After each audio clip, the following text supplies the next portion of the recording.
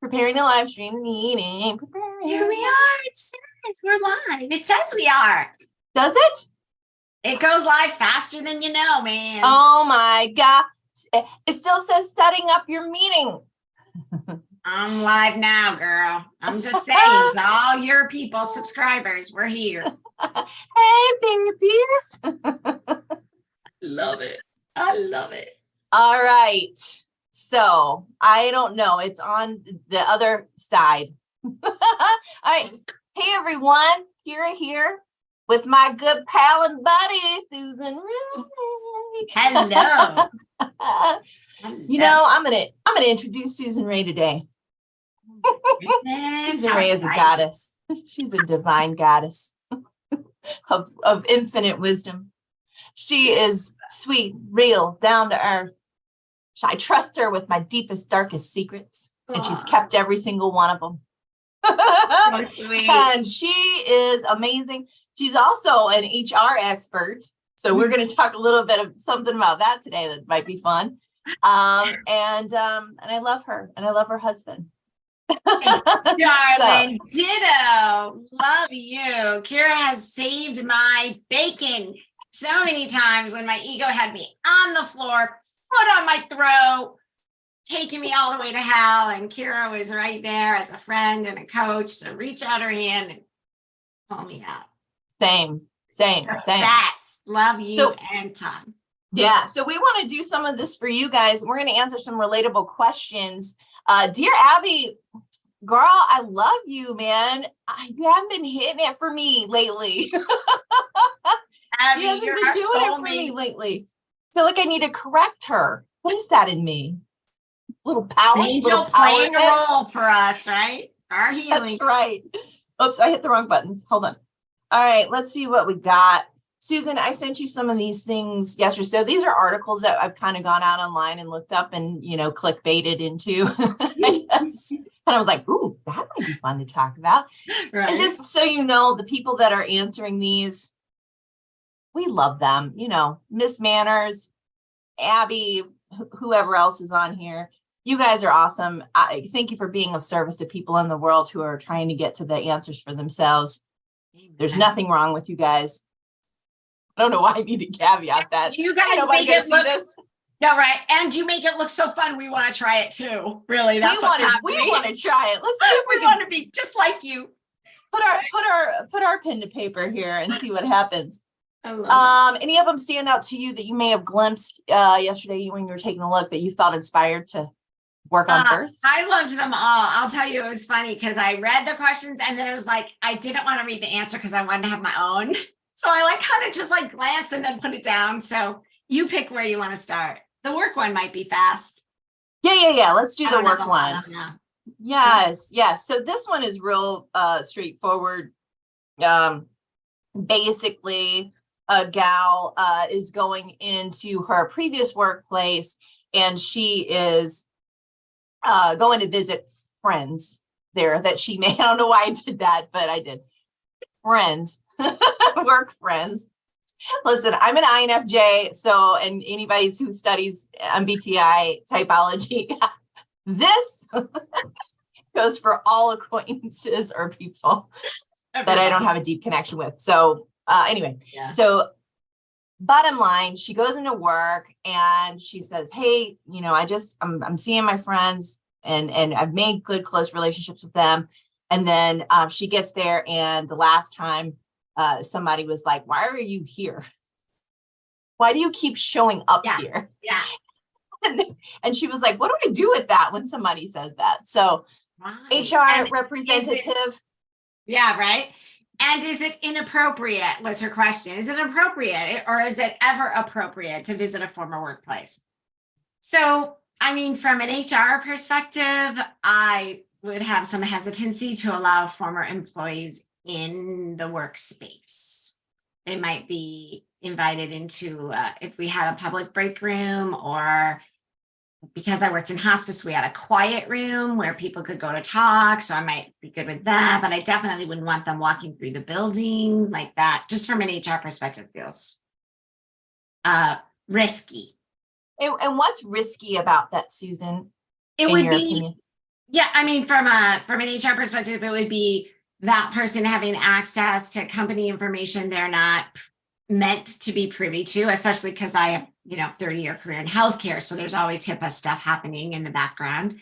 So that would be one. And then the other one, just from a like recruiting retention perspective, could be she's like, oh, I love it over here. You should check it out. Right. So I want to keep the staff that I've invested time and energy in. And also from a productivity perspective, right? If she's interrupting my people's work time, then they're not working during the time I'm paying. So those are like the three biggies just in the world from a corporate perspective. And I think that would be something that I would probably check too, just out of respect for the company and just going, is it okay if I come back and visit, maybe on my out interview or something like that? Is it okay if I come back and visit? Because honestly, these people, if they're your buddies, they're your friends, I know it's convenient to maybe see them all at one time, but that's what happy hour's for. Yeah. So. That was the other thought I had. If they're actually friends, then you're seeing them outside of that building, right? Right. And so coach hat back on instead of HR hat, I would be like, really, what's your intention? What are you getting? Are you trying to prove you made the right decision? Are you looking for a little ego hit raise? Right? Like, yeah. So it's like, is it fear or love? Because if it's love, invite them to happy hour. If it's fear, meaning I got to prove I did the right thing, I got to make sure that place still sucks, whatever. Then talk to a friend. I'll tell you, I did that one time only. I was in my early 20s. I think I just turned 21-ish. I don't remember. And I went back to Olive Garden because I had a friend there, Yeah. And I was a horrible server. The worst. Oh, I was so I don't believe it. Oh my gosh, the worst. And I was only 19. I don't even know if I was allowed to, I don't remember. Anyway, so I go there and I sit down, I'm talking to my friend, she's rolling silverware, and the manager is kind of sitting nearby. And my girlfriend goes, hey, would you hire her to come back? And he goes, nope, no, I would not. So I proved to myself right then and there. Oh my God, I love it. But it was right. It was right to go. Was right. No, and it was right for them. Right. Yeah. Let's be honest. And that's a principle we can apply here too. It's like, if it's not working for you, it's not working for the other. So if it wasn't working for her, because they said something to her like, are you just here to get gossip, or are you here to get our jobs? So it wasn't really working for her. She felt attacked, it sounded like. Then it's probably not working for the organization. Right. And in relationships too, if you're feeling like it's time to leave, it might be because it's no longer serving the other, even if they don't know it yet. Right. Yes. Yeah. That's so good. So good. Crazy. All right. Now here we're going to take it down. Take a serious note. Daughter one. Is it the daughter one? Yeah. No. Yes, it is. It is. And Susan's a mom. I'm not a mom. So we kind of have different perspectives here. It'll be great. And I'm, oh no.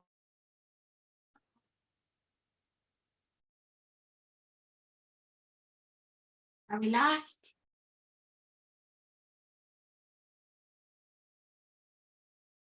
I do not know if I'm still live. But Kyra's frozen on my screen. What are you guys seeing?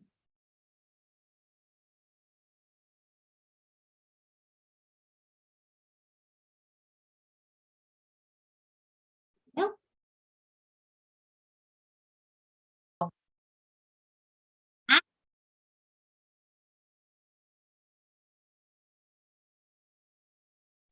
All right. Your computer just turned off. Hanging out with your subscribers, not saying a lot, but just like, hey, we're still here. I mean, okay, so I talk about daughters, and it's like gone. We're not having this conversation. I love it. Thank you for keeping the energy going, Susan. I seriously do not know what has never happened before. That is so weird. Okay, so this one, now I'm woke. Now I'm woke. Like lightning go to street. Look around. Okay. So the mom says to the daughter, a friend of mine, well, this is what she's saying. Dear Abby, a friend of mine just passed away. And while I was visiting with my daughter, I mentioned it. My daughter's response to the sad news was, I don't care. I didn't know them. I told her I thought her response was rude.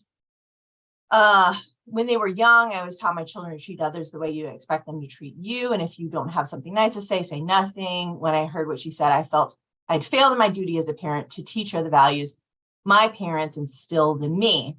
Maybe since I'm sad for the loss of my friend, I took what she said wrong. Any advice on how I should approach this with my daughter would be greatly appreciated. And the first sentence here was what struck me with Abby was, your daughter appears to lack any sense of empathy. Any sense of empathy. What she said was unkind and dismissive. She may be self-centered or was annoyed with you about something else going on in her life when she said it.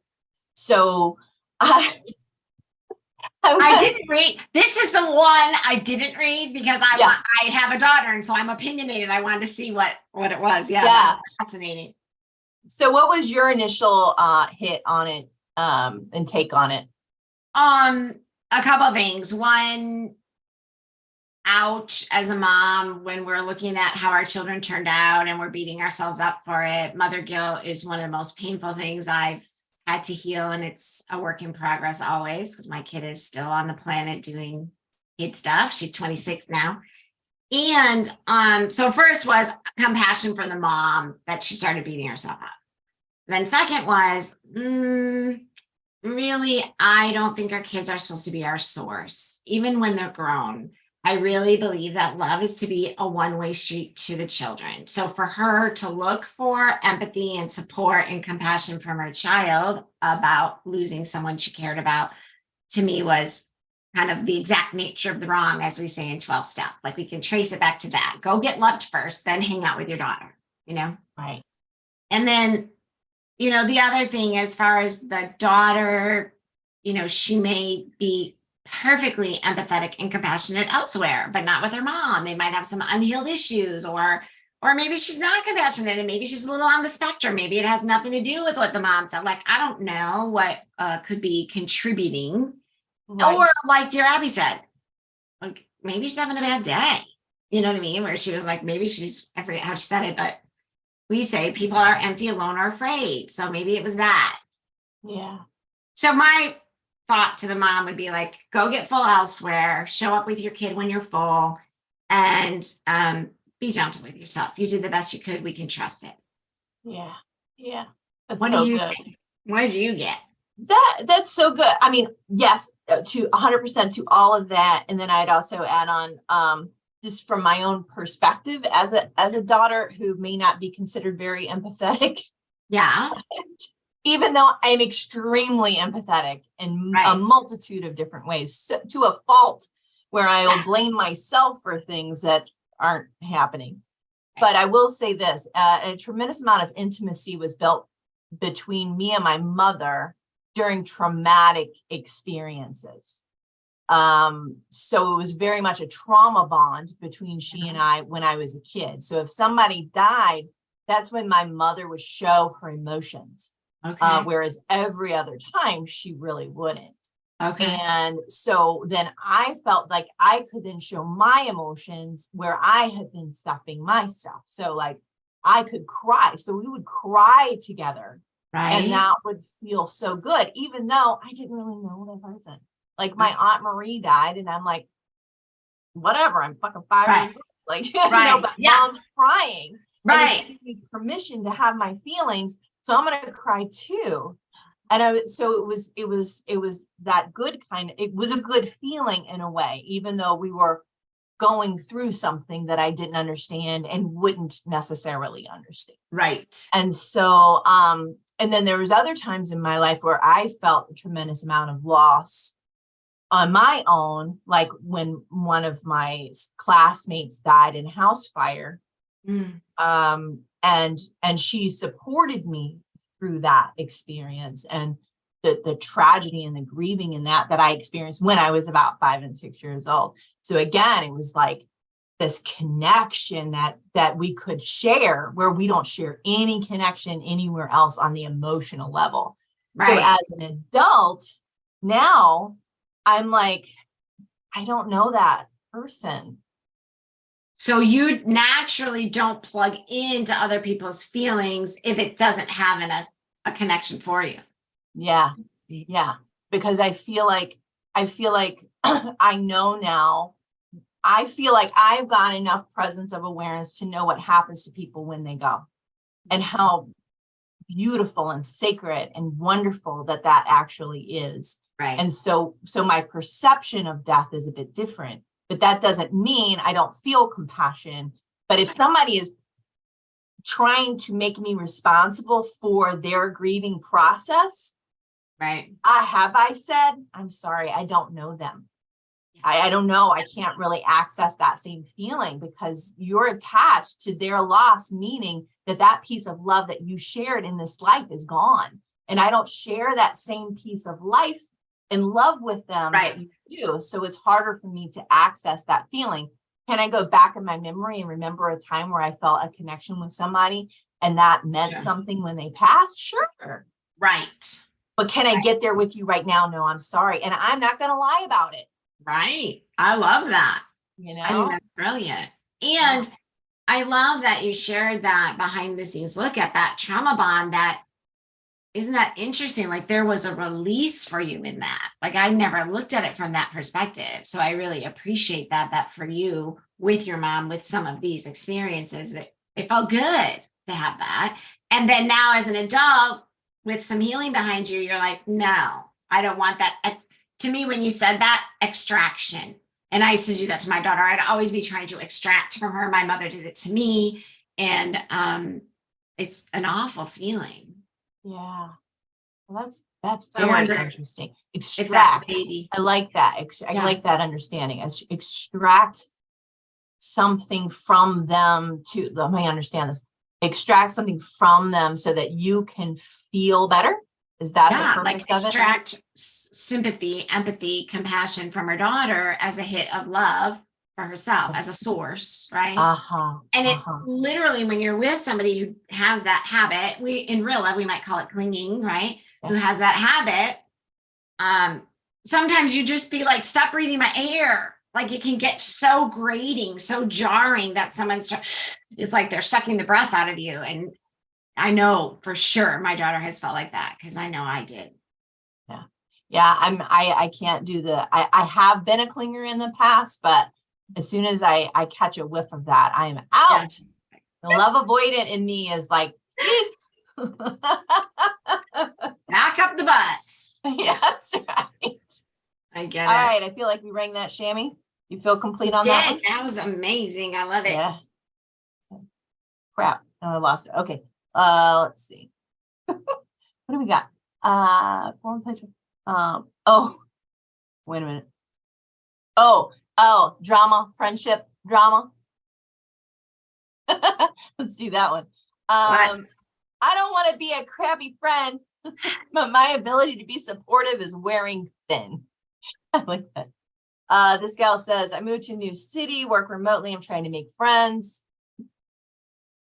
I'm not always trying to make friends, but I'm always hoping that a friend will drift into my. I've tried to see one person I've met has offered way too much information about some abusive relationships in her life. I've tried to be supportive, but every time I see her, I get an onslaught of truly disturbing drama about her exes, other relationships. Everything in her life is really intense. I don't want to be a crappy friend, but these conversations are incredibly triggering for me. I have anxiety disorder and I'm trying to manage that. This gal texts day and night to talk about a new problem, new drama. And then the being able to be supportive is wearing thin. There seems to be an expectation from the friend that she show up for her and be an observer without judgment, without making comments about what's happening. Is there a graceful way to back off without incurring even more drama? You start. Bye-bye now. Thanks for playing. Well, you know, Game it's over. interesting. Yeah, it's interesting. So like I said, as I mentioned many times before, being everyone's favorite INFJ, I'm going to, the natural tendency in me, and being coach and having done this work for so long, the natural tendency in me will be to, how can I help this person move out of this situation? And most INFJs are not understood very well. And so when people look at us, they go, why are you judging me? I mean, just our INFJ stare can be enough, which is like, it's like we don't, it's, and we're just not thinking anything. We just have it in our head. Something is going on in our head, or we're trying to understand something, and our facial expressions don't mimic what's going on inside. They're just kind of blank. And so people around us can generally feel that way. So if someone is going on and on and on, not taking any responsibility for themselves, I'll stay in it for a while, but then I'll get my belly full and I'll just be like, I can't do this anymore. I tried. Right. And it's not that they're doing anything wrong. That's their mode of operation, and that's worked for them to a certain degree, whether it's to just, clear out whatever they've got going on in their head, and that's how they express, or whatever it might be. But for me personally, I can't do it. And this gal who has an anxiety disorder needs to, I would say, really consider her mental emotional health in this process, instead of, continuing to potentially reactivate and trigger herself over and over and over again, with this type of relationship. I believe that all relationships are optional. I don't know if I don't know if I'm the best person, but I do feel like all relationships are optional, and they should be treated as such. Yes, I love that. All relationships. Not, and there's a hard line in that, I guess, too. But I also think that there are times, if it's a season or reason, a lifetime deal, where, I'm still in it because I'm trying to learn something about myself. And so I would ask her that, maybe, what is it that you're getting out of this, and staying in it? And, as far as backing away with grace, I'm not very good at that either. Sometimes I just hit my limit and then I disappear, and vanish into the never nevers. And so I guess that's a way to do it, right? Like, that's okay too. Yeah. Forgive yourself if you leave. Yeah, exactly. I love that. Be willing to experience your innocence and all of it. Yeah. That's me. Sure. What do you think? I love what you said. Wholeheartedly agree. And, what has my attention about is exactly where you landed, which is why? Why did you get here? So when did you start lying? When did it become, right? When did I answer the text when I didn't really feel like it, or take the call when I didn't really want to, and make this transactional? So she's getting praise, power, pleasure, or safety from giving more than she can freely give or wants to give. And she's invited to evaluate that so she can reset. And no shame in that game, because I'm like literally doing like another deep dive into codependency and transactional relationships as we speak. So I've got no judgment over here. And how cool, right? That this woman is an angel playing a role for the writer's healing. The woman seeking advice has an opportunity to heal some things where she finds it hard to put herself first. She thinks she should just listen one more time. The world says she's a crabby friend. That was her first line. If she doesn't, right? Yeah. And then the other thing that helps me with that is, like, if I'm overgiving or sacrificing, they're not going to feel loved anyway. So energetically, whether this writer tells the other person or she's snarky or whatever, it doesn't matter. That other person is going to feel that energetic resistance to the love they're seeking. Yeah. And then secondly, so that always helps me unhook. I'm like, well, they're not going to feel loved if I'm lying my ass off and going to their birthday party when I don't want to. So I can unhook from that. And then the other thing that, as you were reading it, I was reminded of a friend I had in my 20s. I've known her all these years.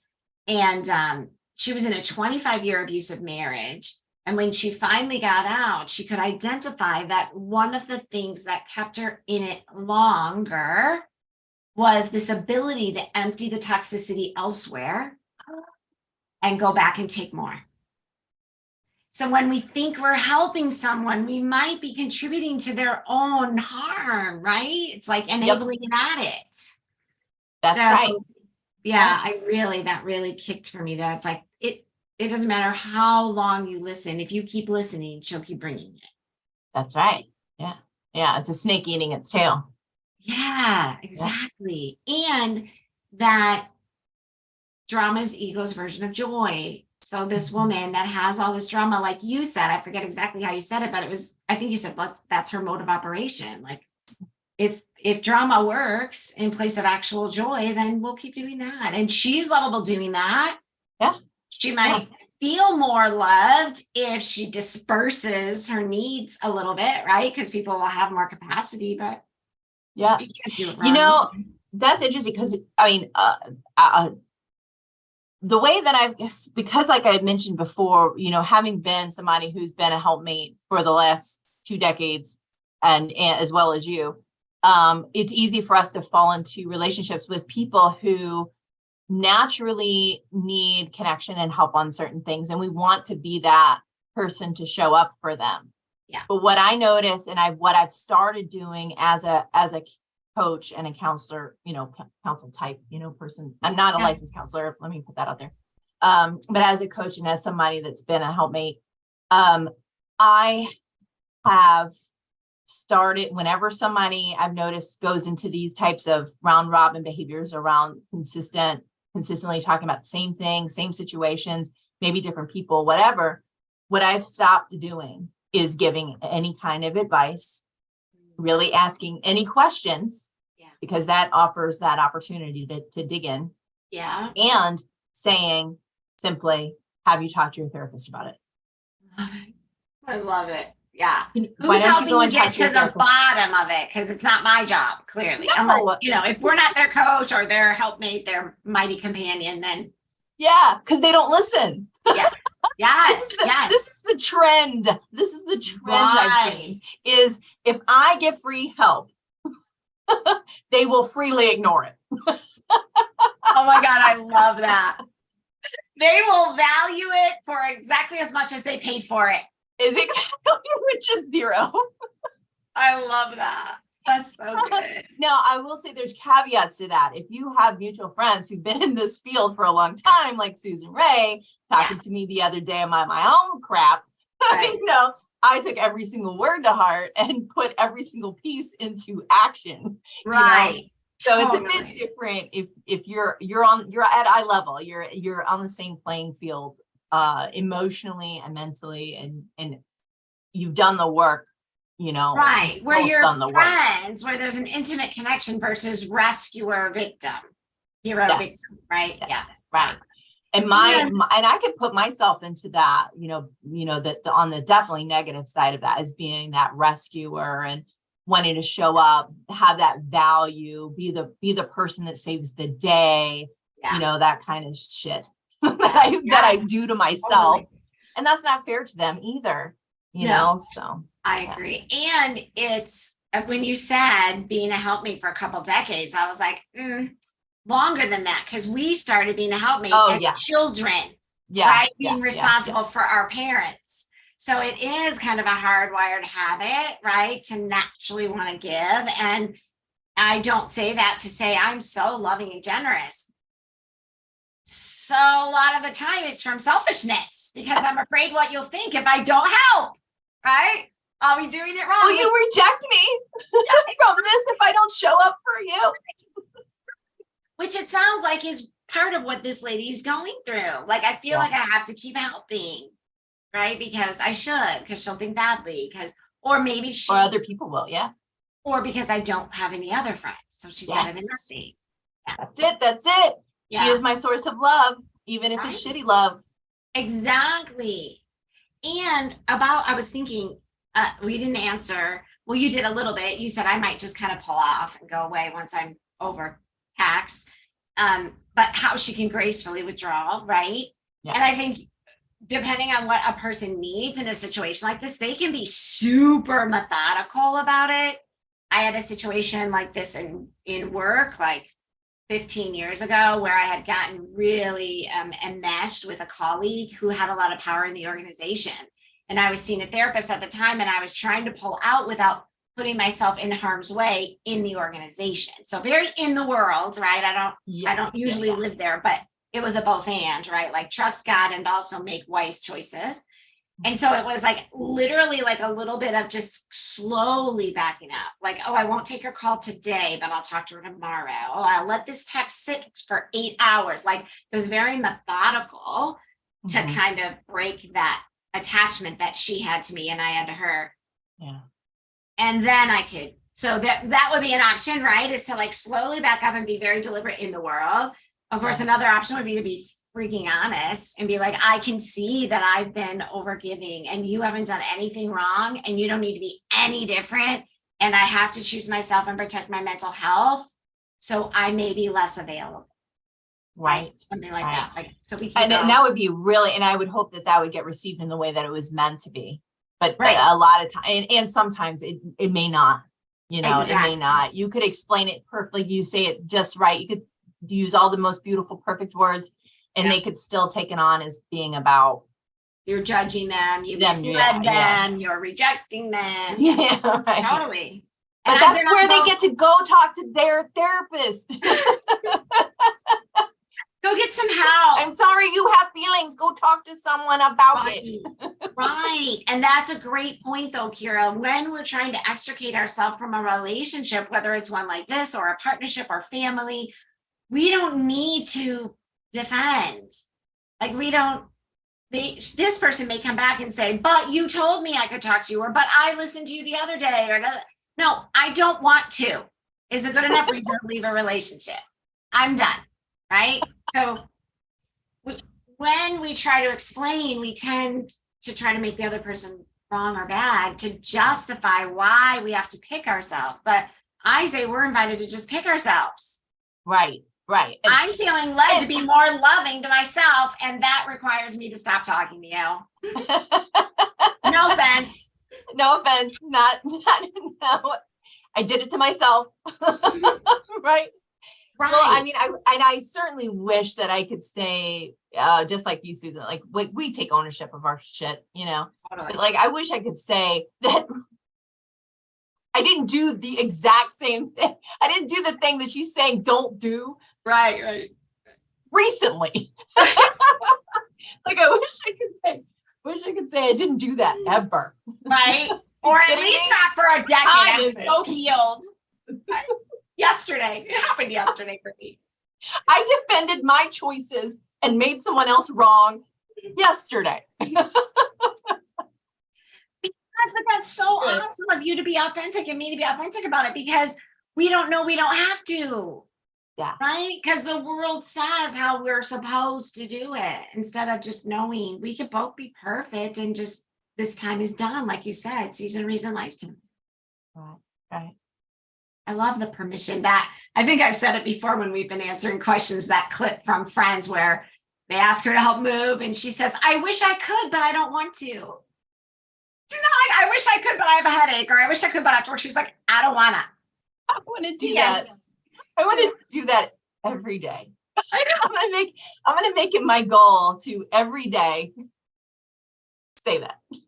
I agree. At least get some no's in. That's what I would challenge anyone who feels like they're anywhere on this continuum. It's like, start saying no, take the easy ones first. Right. Say no to people further out in your circle, and then move closer to your partner. Yeah, I love it.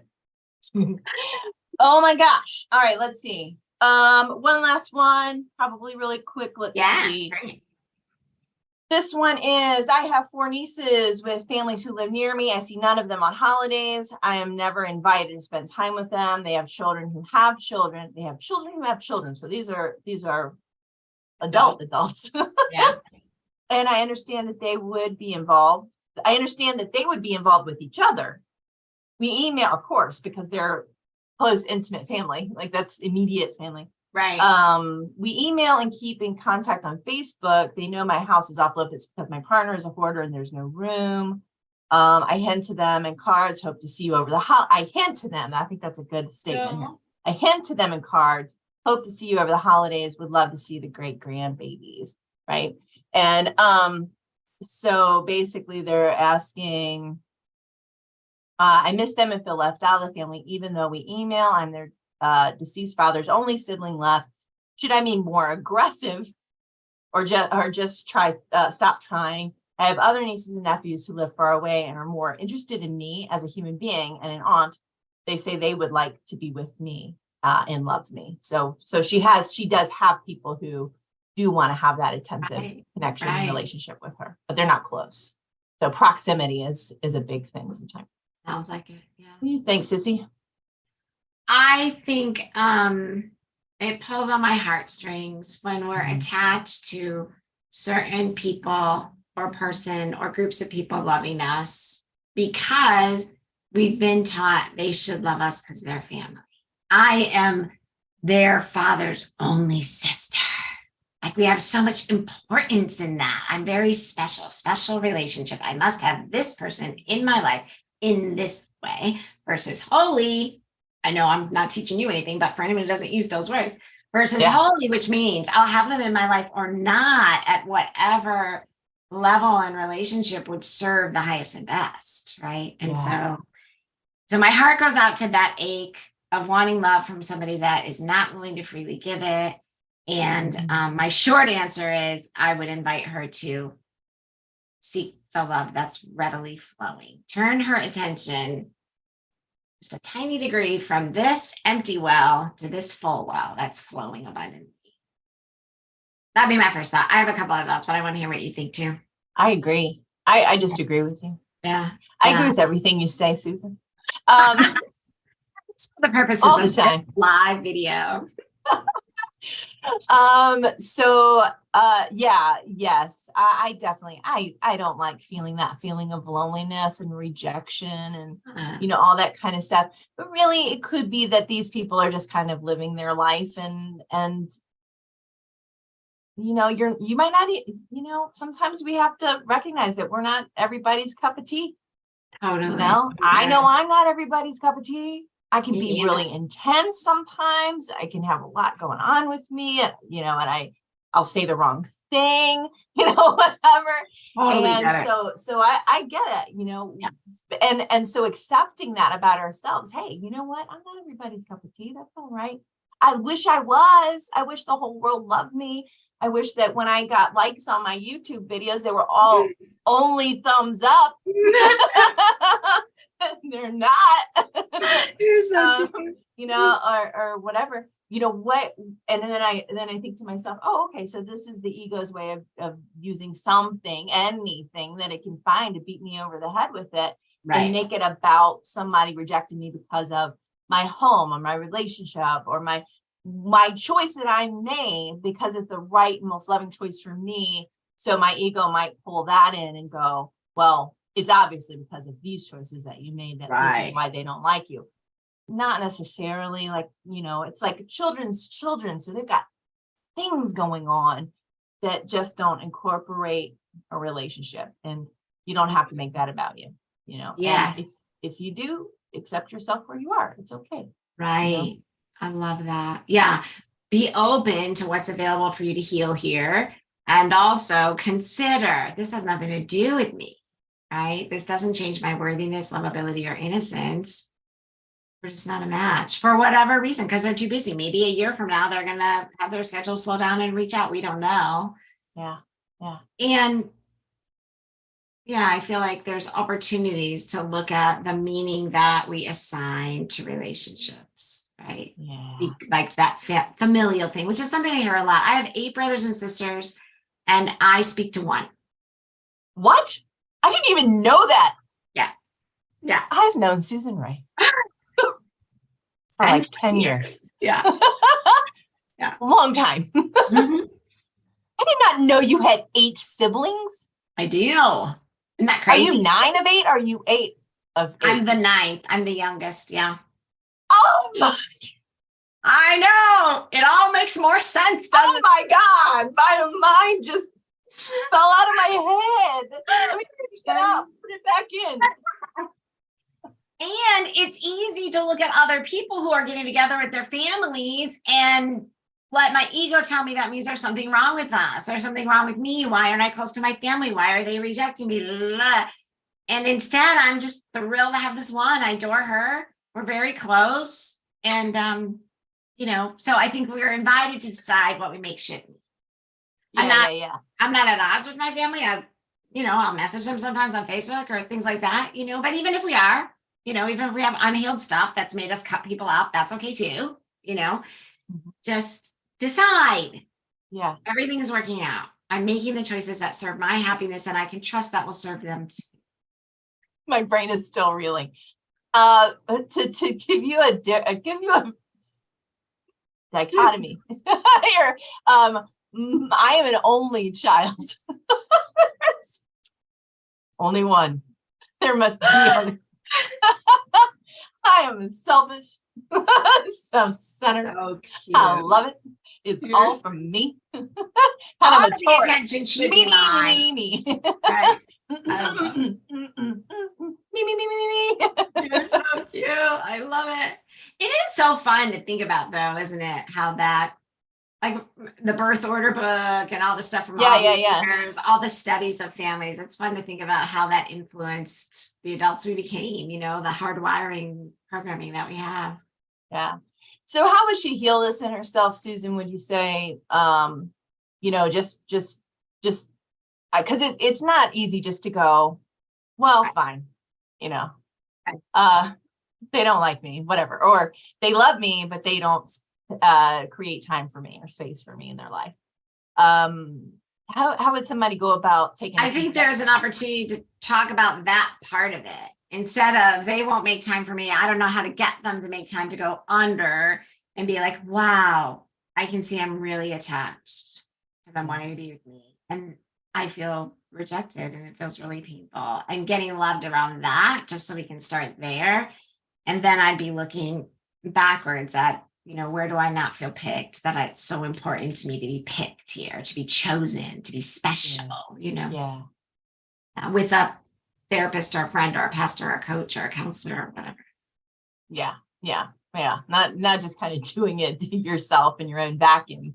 I have to partner. If I'm in the shit, I have to partner. I mean, even last night, something came up in me of some guilt feeling that I had from my husband and my wedding. Like I didn't invite everyone from my office. So I felt like somehow that was wrong. But I was like, but there was only a limited number of chairs and all the reasons why. And I'm like, why am I feeling this feel? Like it was like guilt and shame and I hurt their feelings, obviously, because everybody wants to go to a fucking wedding, right? God,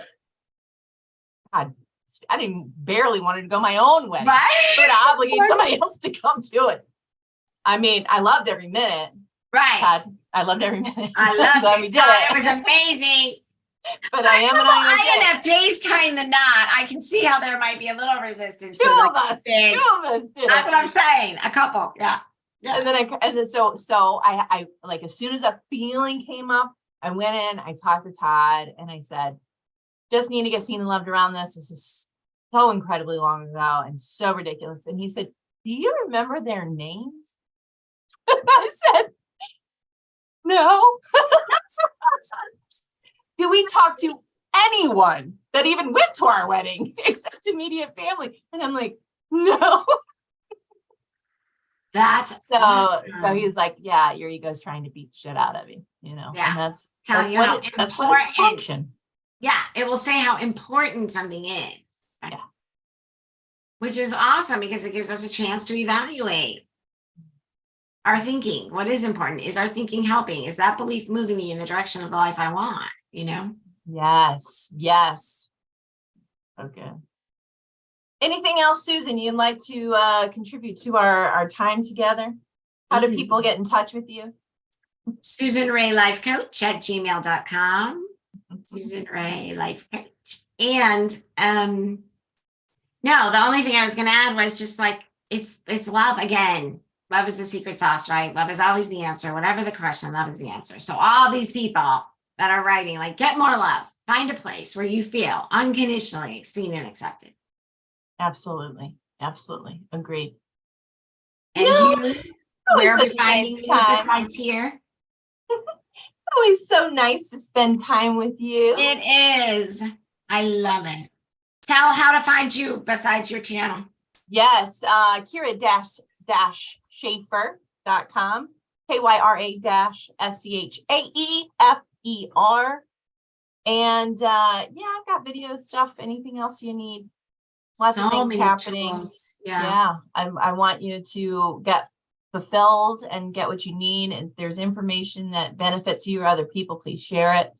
I think that, we all need a little bit of love. We need a little connection. We need to see ourselves a little differently, and be really honest, be really real with what's going on. And so if you want to get a private session, you can definitely do that. I have packages. Susan has things that she's got going on. Get some private time with her too, I think. And she also has groups out on Facebook, things you can, good content you can get to make your life better. That's our purpose. All right. Thank you so much. I'm gonna, this is our first live YouTube deal thingy. So I'm going to see if this actually turns off.